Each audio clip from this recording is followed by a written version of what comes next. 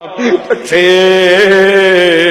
എടുത്തുകൊണ്ടുപോയി കബറിലങ്ങ് വെക്കുമ്പോ അതാ കബിൾത്തടത്തിന്റെ ഭാഗത്ത് നിന്ന് കഫൻ തുണി നീക്കിയിട്ട് അതാ നനഞ്ഞ മണ്ണെടുത്ത് അത് കുഴച്ചിട്ട് എന്റെ കബിൾത്തടത്തിന് എന്റെ സ്നേഹിതന്മാർ വെച്ചു തരുന്നൊരു സമയമുണ്ട്.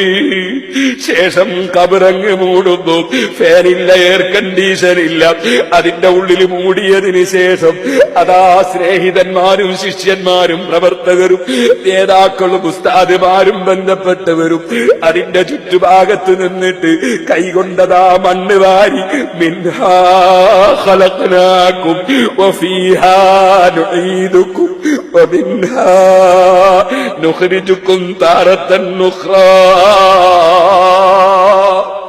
എവിടെ അഹങ്കാരം, എവിടെ സ്ഥാനമാനം, എവിടെ ബഹുമാനം. ഖബറിന്റെ ഉള്ളിൽ വെച്ചിട്ട് ഇതാ ഇതിൽ നിന്ന് നിന്നെ നമ്മൾ പഠിച്ചു, ആ മണ്ണിലേക്ക് മടക്കുന്നു, ആ മണ്ണിൽ നിന്നും പുറത്തേക്ക് കൊണ്ടുവരുമെന്നറിയിക്കുന്ന ആയത്തോതി പ്രിയപ്പെട്ടവര് മണ്ണ് വാരിയിട്ട് മൂടി തിരിച്ചു പോകുന്നൊരു സമയമുണ്ട് മുസ്ലിമീങ്ങളെ. ഓ സഹോദരന്മാരെ, ഈ ഭൗതിക ലോകത്തിന് നിലനിൽപ്പുണ്ടോ?